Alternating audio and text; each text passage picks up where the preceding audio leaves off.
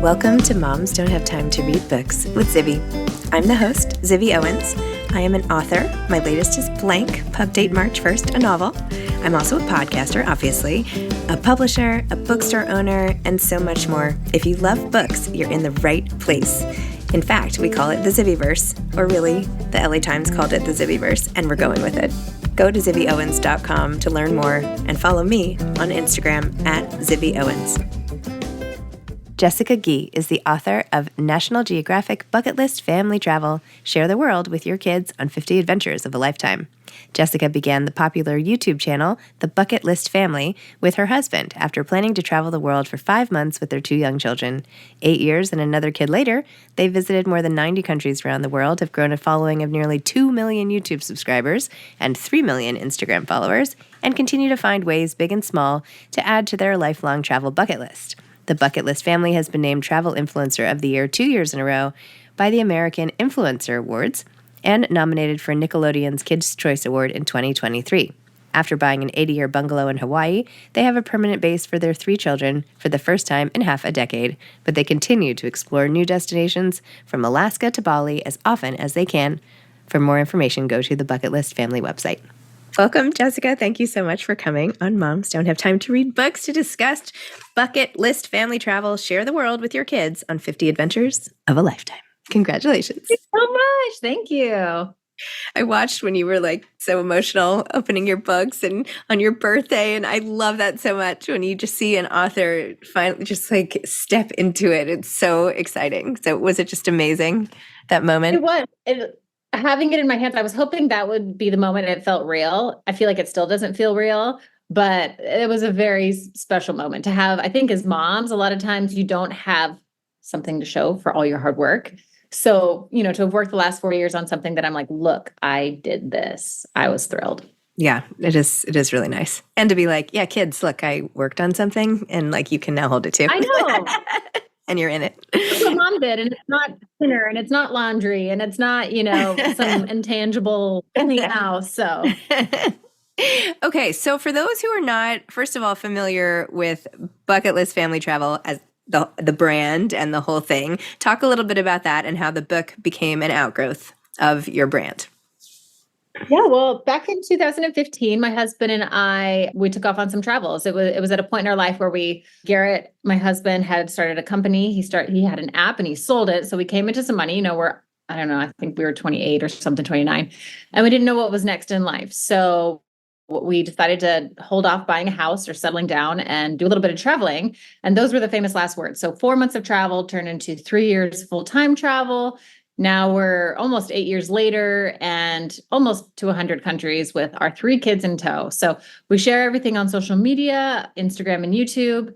And about 4 years ago in 2020, we got an email from National Geographic. And we had been approached a few times by publishers and I just wasn't very interested. And then when National Geographic came around and, pitched me on this idea of having a very visual book, I was sold immediately. And then, being tied to the National Geographic brand was an honor and a dream of mine. Wow. I love that story. In the book, you talk about the journey of, first of all, the sale of Scan to Snapchat. And I worked at an internet company in 2001. 2000. It was called Idea Lab, and they made all these different companies. And one of the ideas that the founder had was a company called Scan, where we would scan barcodes and all this stuff. And it was so early and nobody was like, why would anyone look at the barcodes? And of course it came and went in 2 minutes. And I remember telling people, I work for Scan. They're like, what? Why? So when I read this and it's and then 10 years later, he made Scan and sold it for millions of dollars to Snapchat. I'm like, oh my gosh. Come on. Seriously.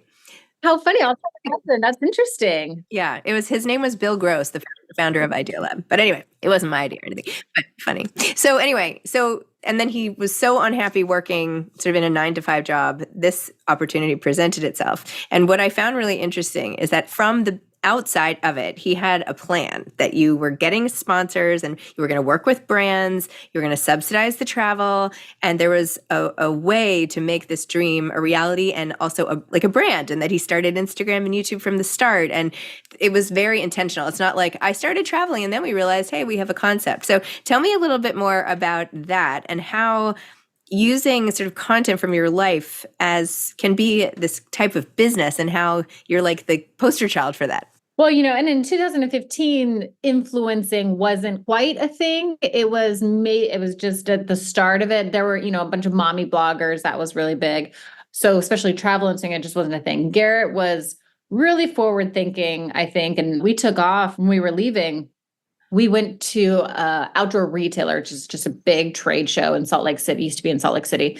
And we went there and Garrett just hustled and he told everybody what we were doing. We were taking off on these trips. And he said, if you want to give us some of your products, then we'll take content or take photos of it and, just give you the photos or we'll share it on our Instagram in cool places all over the world. And so that was the pitch initially. And then over time, it actually really evolved into what it is. For me, on the other side, I wasn't necessarily in it for a business. I was just on a family vacation. So it took me a good to come around, but my background is in marketing. I wanted to do advertising and product placement in movies. So that was always my dream job, putting Reese's Pieces in ET or putting the Bond car. I thought that would be like the coolest job. And now I just do product placement in my own life. So it was a good match when it came to Garrett's design skills, and he quickly picked up photography and videography. And then I had the business side of things and the marketing end, and it worked out really well. And honestly, I think so much of our timing was really great, really, really great. I mean, there's so many other families now and quickly after we left doing the exact same thing, but I do think our timing was quite impeccable. Amazing. What have you learned that like the average mom going on the average trip at home can take away and make her trips better? I think even just going on trips. I think a lot of times moms are, myself included, you don't want to go certain places because you're afraid of how your kids will behave. But at the end of the day, my kid's going to throw a tantrum at the grocery store and they're going to throw it, at the steps of the Eiffel Tower, so kids are kids wherever they are. And that's one of the things that I've learned. And so just the importance of getting out and seeing things, it's okay to, get rid of the comfort zones and the routines and to just try something new together, and experiencing the world together has been such a blessing for us. Do you think it's also helping them develop the sense of empathy and place in the world and all of these like intangible? 100%. All of the things, being more open-minded and seeing how people live, and not everybody's the same and everybody finds happiness in their own way. Anyway, there's so many, like you said, intangibles that our kids have experienced that I'm so, so grateful for. And so many great things can come from traveling and showing the world and different cultures to your children. Do you ever feel like I just want to stay in bed, like under the covers and just not go anywhere today? Maybe a little bit. When we're home, we have a house in Hawaii now. When we're homebodies, don't explore our islands. I mean, we do a little bit, but I think probably people think that we're out doing these hikes and doing all these beaches. Like when we're home, we're very much like, okay, we want to be home. But when we're out and about, we're cruising. Love that. When you thought about putting the 50 destinations in this book, how did you narrow it down? We put out a world map. I had a gal help me. Her name's Gina. We called her my book doula, and she helped me lay everything out. And I had my few places. I had maybe 30 places that I was like, for sure. And then the others were kind of filling in the gap with other, just to make sure there was a really nice spread of places from all over the world: South America, Africa, Australia, Europe. And were there any destinations where it looks good here, but really there were secret things going on that made it like a little less pleasant than you might project, or no? At least everything in the book that I shared genuinely are incredible places that I would highly recommend. There's other places that I might not return to, but and also sometimes like it depends on the circumstances, like I was pregnant for a good chunk of our travels. So like when I think back to some of those places, I get a little nauseous, but that's because I had more. But everything in the book, I genuinely highly recommend those destinations. How have your kids felt sort of being part of essentially like a movie of their lives, like a reality show of their lives as they've grown up? Like, and now these gorgeous pictures of them in this book, for example, and just letting everybody get to know them. Have they realized yet that not everybody knows everybody else's kids the way that people know your kids? I don't really know any better. I remember years ago, we were at just a hotel pool, and my daughter Dorothy thought that everybody had videos of their lives. And she kind of made this friend, and she was like, "You should watch my videos. Can I watch your videos?" And she didn't realize that not everybody had a dad who documented their entire life. But they're starting to understand it a little bit more. Manila, my middle child, he found out, what a Google, sorry, what's it called? Like a YouTube play button. Like when you hit 1 million subscribers or something like that, you get some plaque, which we have, and just put it away in some closet. And Manila was asking Garrett if we had one. And Garrett was like, I don't know, buddy. And he was like, "You'll get there someday, Dad." Like we've tried to keep them a little like, under the blanket of how big we are and how much people actually might know who they are. I love that. You said in the end of the book that not that many people, that you don't really have a bucket list anymore. And that, of course, there are a couple of things you want to do and you always are open-minded and all of that. Is that true? Like where do you still want to go? Like, where do you want to go next? And, can we really run out of places we want to go? I mean, there's really I don't have a physical list anywhere, right? That's what I said in the book, that I'm a fraud. There is like an ever-growing list. The more I travel, Garrett and I have gotten really into wildlife. So a lot of our places now are, we want to see the orangutans in the wild. We want to see panda bears in the wild. We want to see a tiger in the wild. Garrett wants to swim with the orcas in Norway. So a lot of our travels are kind of like ticking off those things. And I'm really interested in seeing a lot of festivals and cultures, and going to Holi in India, and going to the running with the bulls, like just stuff like that, that I think the list just kind of keeps going on. And the more you travel, the more you talk to people, the longer your bucket list gets. After being exposed to all these other countries, do you ever look at sort of the chaos here in the United States right now and say like, well, maybe we should move to XYZ place? Yeah, that's happened a bunch. When we first took off for our travels, I think we were just very naive Americans, and not necessarily in a bad way, not bad, but also not good. You're taught at a young age, America's the best, and everybody loves America. And then as soon as you go out of the country, you're like, oh no, people don't, necessarily want to be you, or they, our country is in shambles, which it is. So there have been a few times we actually applied for a visa for New Zealand. They have a really cool program for entrepreneurs, investors, and business people. And you can apply and get a 3-year visa. And then in the end, you can get citizenship. So we applied, we got in, we were going to move to New Zealand. And then I got pregnant with my third, and I was like, oh, New Zealand's just too far. It's just, I think God purposely put the most spectacular place on the planet just a little bit too much out of reach. So not everybody will move there. But yeah, that's definitely come across our plates, is the idea of maybe we can go somewhere else. Do you do a lot of reading while you're traveling? I do a lot of audiobooks. Yeah.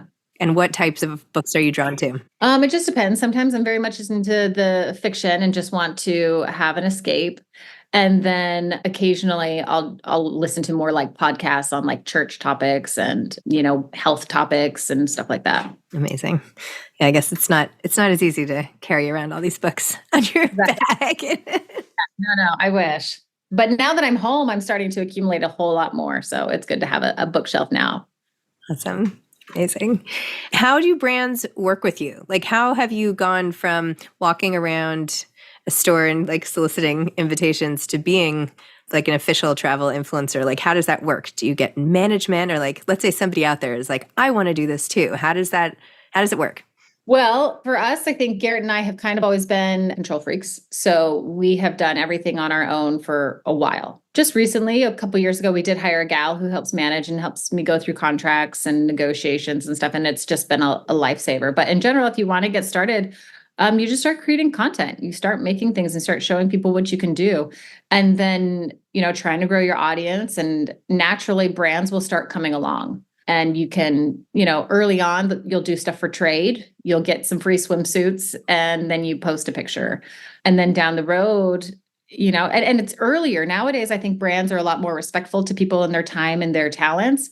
So you can charge earlier on if you're a quality content creator. And now, we still have brands come along and reach out and want to work with us. And then other times we reach out to them and things just happen naturally. And that's always my favorite. We have a really great partner with me for my book tour called Just Ingredients. And they are everything health and very clean ingredients. And I had done this podcast about a month ago about my mental health. I shared about some of my anxiety and mild depression that I've been experiencing over the last few years, and how this brand has helped me. And it wasn't like a sponsored thing at all. I was just like, I've loved this lady who teaches all of these incredible things about health.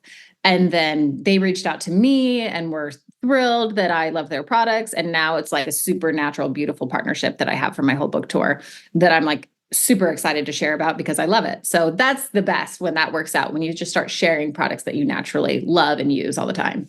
Love that. Amazing. Do you have any regrets from any of these trips you took? Something you wish you'd done or? That's a great question. I think any regrets would just be just trying, not soaking it in enough. Now I'm looking back at how fast my kids grow and how sometimes I was, probably just so worked up in logistics and details and planning and stressed out on travel days, like if I could just go back and tell myself to breathe and enjoy every moment, I would. Me too. I mean, that's good parenting advice, traveling or not, right? All the chaos. Having worked on this book, what advice do you have for aspiring authors? Oh, I'm trying to think advice. For me, I think the thing that caught me most by surprise, and maybe it's because I didn't necessarily go into this wanting to be like, I want to be a writer, but I was so impressed with how much I knew. I would sit down to write and it would just come out. And I was so proud of myself. I was like, I just see myself as such a normal mom. And then when I started writing all this, I was like, wow, I've accumulated a ton of knowledge over the last 8 years. And I was just so happy how easy that was. So I think just being proud of yourself and what you know and what you can share and your ideas and your creativity, I was really stoked with how easy it actually was for me to write. I took my 9-year-old son loves travel already. He spends all this time on sites. He sends Google polls so that we can decide as a family where to go next. And he planned our whole itinerary to Japan. And finally I was like, you know what? Let's just do this. Let's just go and do his itinerary. And we did. And it was amazing. And he was like beaming the entire time. Like it was just so cool.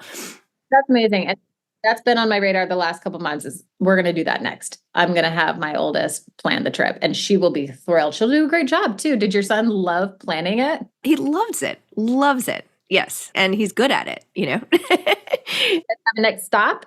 He really wants us to go to Australia. And I would also like to go to Australia. He wants to go back to Japan. He loves Japan. But Australia is on both of our lists. But somehow it's only him and me and the whole family. So I'm like, well, let's just somehow you and me go to Japan. Go to Australia. But after we went on the flight home, I realized I had learned so much that I never would have known. And we had taken a guide on one or two of the palaces or whatever, and I was like, I should just tell people all the things I've learned. And I spent not half the flight, but hours on the flight home sort of writing it up. And now still people are like, I printed out your whole thing and brought it with me to Japan. Thank you so much. And I'm like, this is so cool how we can share this knowledge and improve people's experiences. And that's just sort of what you've done and blown it out of the water.